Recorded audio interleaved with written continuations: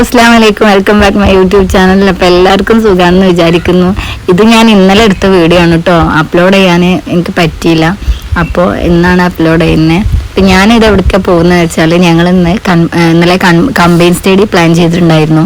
Finance എന്ന് പറഞ്ഞ subject ഭയങ്കര പേടിയാണ്. സോ സ്റ്റഡി ലീവ് ആയതുകൊണ്ട് അതിനെപ്പറ്റി ഒരു ഐഡിയ ഇല്ല, ടച്ചൊക്കെ വിട്ടിരിക്കുകയാണ്. അപ്പോൾ കുറച്ച് പേര് കൂടി കമ്പൈൻ സ്റ്റഡി നടത്താമെന്ന് വിചാരിച്ചു. തിരൂർ തുഞ്ചൻപറമ്പിൽ വെച്ചിട്ടാണ് കേട്ടോ നടത്താൻ പ്ലാൻ ചെയ്തിരുന്നത്. ഞാൻ, ഇർഫാന, ബുസ്താന, ആസ്മി, പിന്നെ വരദ വരുന്നേ ഉണ്ടായിരുന്നുള്ളൂ. തിരൂര് ഞാൻ ചെല്ലുമ്പോൾ ആസ്മിയും ബുസ്താനും ഇനി വെയിറ്റ് ചെയ്ത് നിൽക്കുകയായിരുന്നു. ഇർഫാന അങ്ങോട്ട് ഡയറക്റ്റ് ആയിട്ട് വരാമെന്ന് പറഞ്ഞു. അതുകൊണ്ട് തന്നെ ഇവിടുന്ന് ഞങ്ങൾ ഓട്ടോ വിളിച്ചിട്ടാണ് പിന്നെ തുഞ്ചൻപറമ്പിലോട്ട് പോയത്.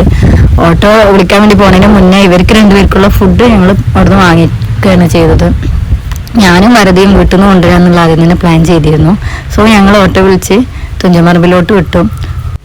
ഈ മാത്സ് എന്ന് പറഞ്ഞ വിഷയം എല്ലാവർക്കും ഭയങ്കര ടഫായി തോന്നാറുണ്ടെന്ന് ഞാൻ കേട്ടിട്ടുണ്ട്. പൊതുവെ എൻ്റെ അവസ്ഥ വളരെ മോശമാണ്. എനിക്ക് ഭയങ്കര പേടിയുള്ളൊരു സബ്ജക്റ്റാണ്. ഈ ഞങ്ങൾ തുഞ്ചൻപറമ്പിൽ എത്തുന്ന സമയത്ത് ഇർഫാൻ അവിടെ വന്ന് റെഡി ആയി നിൽക്കിയിരുന്നു. ഞാൻ വിളിച്ചിട്ട് കുറച്ച് നേരമായല്ലോ, നിങ്ങൾ അവിടുന്ന് പോന്നിട്ട് നിങ്ങൾ എന്താ എത്താത്തതെന്നൊക്കെ ഞങ്ങളെ ക്വസ്റ്റ്യൻ ചെയ്യായിരുന്നു, എന്താ നേരം വൈകിയെന്നൊക്കെ. അപ്പോൾ ഞങ്ങൾ ആ ബ്ലോക്ക് പെട്ട കാര്യം പറഞ്ഞു. പിന്നെ അതിൻ്റെ അകത്തോട്ട് കയറിയപ്പോഴാണ് ഒരു കാര്യം ഞങ്ങൾക്ക് മനസ്സിലായത്. അവിടെ എന്തോ പ്രോഗ്രാം നടക്കുന്നതിൻ്റെ ബേസായിട്ട് ആളുകളൊക്കെ എന്താ ബുക്കിംഗ് ചെയ്തിട്ട് പ്രോഗ്രാം നടത്തായിരുന്നു. എന്ത് പ്രോഗ്രാമാണെന്ന് ഞങ്ങൾക്ക് അറിയില്ല. പക്ഷെ ഞങ്ങൾ ഉദ്ദേശിച്ച സ്ഥലത്തിരുന്ന് പഠിക്കാൻ പറ്റൂല എന്ന് ഞങ്ങൾക്ക് മനസ്സിലായി.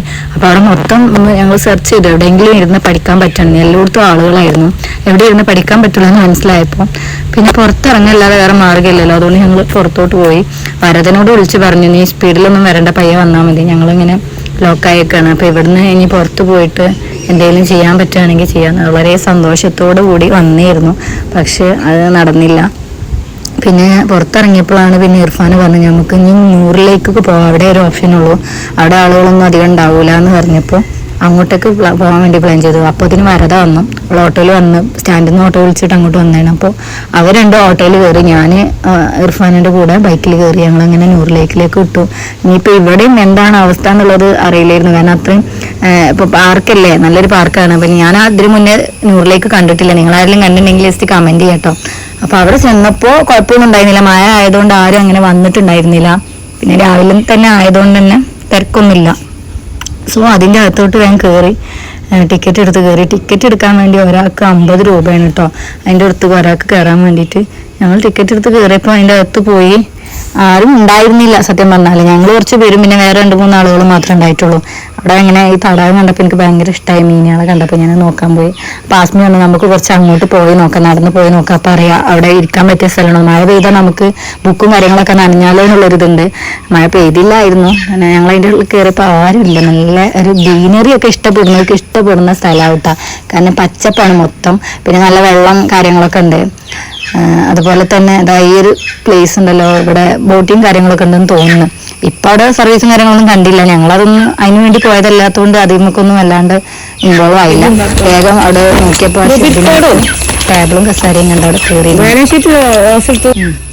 ഇതേ സ്റ്റോക്കിലേത് 45,000 മൂല്യമുള്ളതും 35,000 മൂല്യമുള്ളതും സ്റ്റോക്ക് എന്റെ കൈ വന്ന്. അപ്പൊ 2 എമൗണ്ട് ഏതാണ്? എമൗണ്ട് ഏത് എമൗണ്ട് അല്ല സംഭവം, ആ വാല്യൂ ഉള്ള അസറ്റ് ആയിട്ട് എനിക്ക് സ്റ്റോക്ക് ചെക്ക് അറിയില്ല എനിക്ക്. ഈ ചെക്കിന്റെ ടൈപ്സാ പറയുന്നത്. ചെക്കില് 3 പാർട്ടീസ് ഉണ്ട്. 3 പാർട്ടീസ്: ഡ്രോയർ, ദ്രോയി, പേയ്.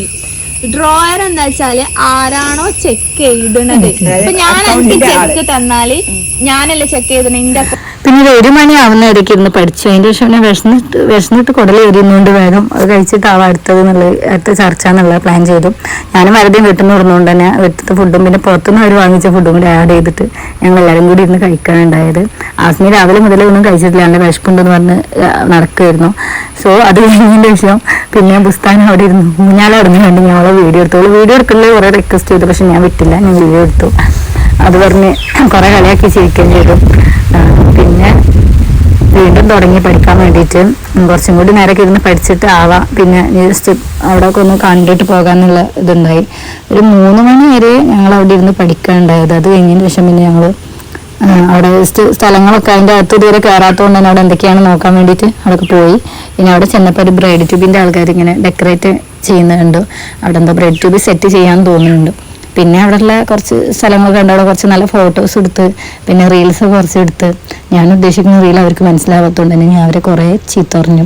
ഫുള്ള് തെറ്റിക്കലായിരുന്നു. എല്ലാവർക്കും ഞാൻ നല്ല വഴക്ക് കൊടുത്തിട്ടുണ്ടായിരുന്നു. അതിന്റെ ശേഷം കുറച്ച് ഫോട്ടോസ് ഒക്കെ എടുത്തു.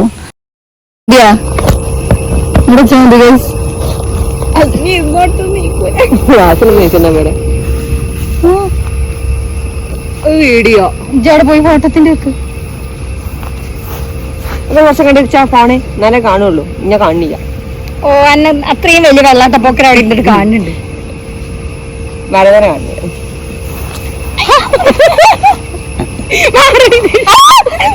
ഞാൻ ഇരുന്നിട്ടില്ല.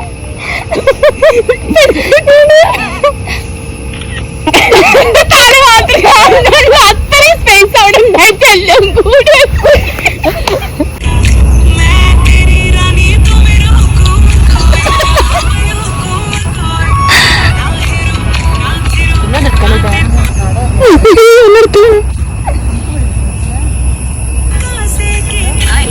ഇതെന്താടി നടക്കുന്ന പന്തരുന്നു? ഇതെങ്ങനെയാടി ഇങ്ങനെയായി? സീക്രട്ട് ഒന്നും എങ്ങനെയാടാ എന്റെ കയ്യിൽ നിന്ന് ഇങ്ങനെ പറഞ്ഞോട്ടോടാ ആസ്മിയെ. എന്തൊക്കെ കാട്ടി? ജസ്റ്റ് കോയിൻസിഡൻസ് ആയി അറിയാണ്ട് സംഭവിച്ച എന്നിട്ട് വലിയ സീൻ ഉണ്ടാക്കുന്നു. പോടെ എങ്ങനെയാ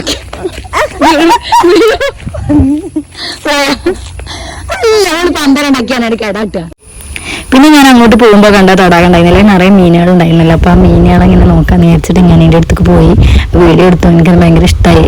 കയ്യേറ്റ് പിന്നെ പിടിക്കാനൊന്നും പറ്റുന്നില്ല, കാരണം മീനുകൾ അടുത്തേക്ക് വരില്ലല്ലോ. എൻ്റെ ഫുഡും കാര്യങ്ങളൊക്കെ ഇട്ട് കൊടുത്താൽ മേ ബി വരുമായിരിക്കും. പിന്നെ ഞങ്ങൾ അവിടുന്ന് നടന്നിട്ടാണ് പോയത്. അവിടുന്ന് ഓട്ടോ കിട്ടിയിട്ടാണ് സ്റ്റാൻഡിലോട്ട് പോകാൻ. അവിടുന്ന് പിന്നെ ബസ്സിന് പോകാൻ വിചാരിച്ചു. പിന്നെ ഈ ചളിവെള്ളത്തിൽ വീഴുന്നുള്ള പേടിയിൽ സാഹസം കാട്ടി എല്ലാവരും ചാടിക്കിടന്നു. ഷൂസ് ഇടാത്തതുകൊണ്ട് തന്നെ എനിക്ക് കാലിൽ കുഴപ്പമൊന്നും ഉണ്ടായില്ല. ഷൂ ഇട്ടാൽ അതിൻ്റെ ഉള്ളിലേക്ക് വെള്ളവും. പിന്നെ അവിടുന്ന് ഒരു ഓട്ടോ കിട്ടി സ്റ്റാൻഡ് വരെ. പിന്നെ ഞങ്ങൾ അതിൽ കയറി വേഗം വീട്ടിൽ പോവാണ് ഉണ്ടായത്. അപ്പോൾ വീഡിയോ കണ്ട് ഇഷ്ടപ്പെട്ട എല്ലാവരും ലൈക്ക് ചെയ്യുക, ഷെയർ ചെയ്യുക, സബ്സ്ക്രൈബ് ചെയ്യുക. എക്സാമിന് നല്ല മാർക്ക് കിട്ടാൻ വേണ്ടി എല്ലാവരും എനിക്ക് വേണ്ടി പ്രാർത്ഥിക്കണം, എൻ്റെ ഫ്രണ്ട്സൊക്കെ വേണ്ടിയിട്ട്. അപ്പോൾ നെക്സ്റ്റ് വീഡിയോയിൽ കാണാം. ബൈ.